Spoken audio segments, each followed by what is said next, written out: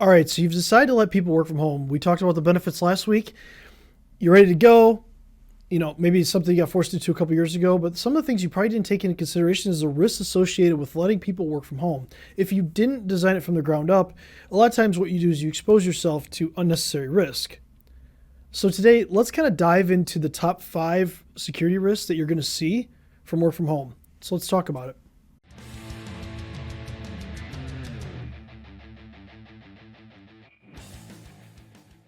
Hi, I'm Chris Burns from Techie Gurus, and welcome back.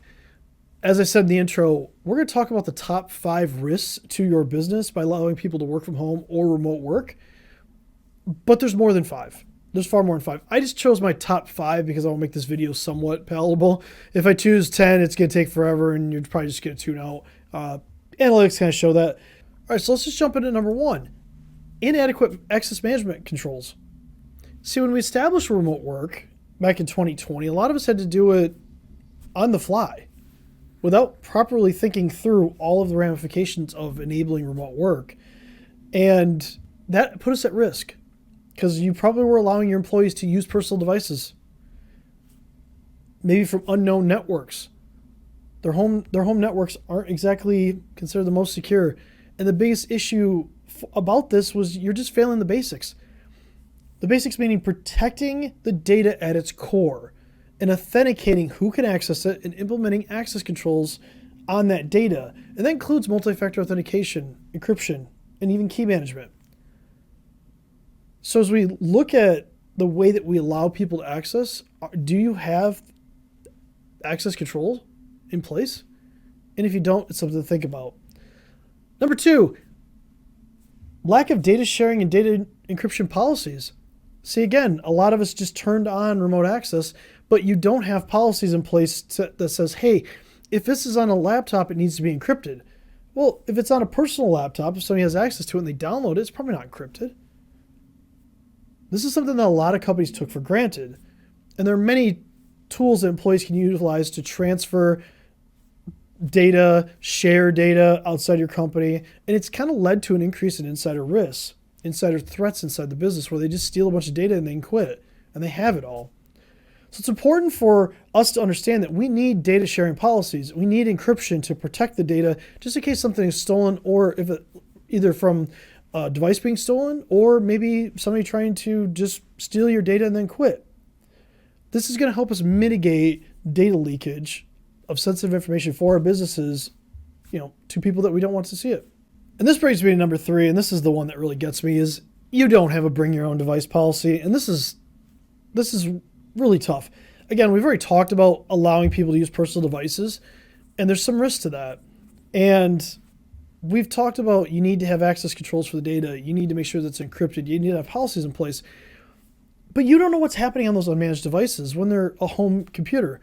Maybe their kids are just walking up because the computer's left unlocked and they're playing games, or they're just clicking on random stuff. They're browsing places on the internet that you shouldn't be browsing when you're accessing corporate data.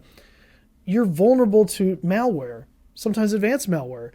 And depending on what access you give somebody on their personal computer, you could be risking the entire company of being encrypted or having data leaked. So those are the things that you kind of got to think about when you bring your own device policies. Is it something that's acceptable to you? And this brings us to number 4. Remote worker offboarding is terrible. We've seen so many people hire somebody, allow them to use a personal device. They didn't have the policies in place or anything like that. And the person quits on day 1 or day 2 or day 3. And guess what? They've already had access to corporate data because we failed the first 3 things we talked about. And you can't necessarily get it back. If they quit and it's their personal device, how are you going to get the data back? If you didn't properly set it up to protect the data to begin with, how are you going to get it back? And a lot of people are finding this out. A lot of companies are finding this out, and it's very tough. So you need to think about, how are you going to remote offboard a worker if you hire somebody remote? That's very important. And number 5, it brings me to the final one for today anyway. It's just bridging home and corporate networks is just dangerous. Again, like I said, you go back to what is being done on that home computer? What is being done on that home network? Is a kid downloading illegal software? Or is your employee doing it on their computer? Are they going through there and they're infecting themselves with keyloggers and things like that, where they're going to expose your network, expose your data? Because a lot of these home computers just don't have protections in place, and you can't force that. Now, you can put things in place maybe where they access like a virtual desktop to kind of protect it. But if you're giving a home network access to your corporate network to get access to data, it's a risk that you might want to think about. Because when we talk about security, we talk about defense in depth at multiple layers. But if you just give them full access to your network, you're skipping all of the defense in depth, and you're just giving them an attacker a way to get straight from a home laptop or desktop straight into your corporate network. All right, I know I kind of went through that really quickly. Top 5 things that we have to think about for risk. There are more. I might cover a second top 5. I'm not entirely sure yet. Comment down below if you'd like to see that.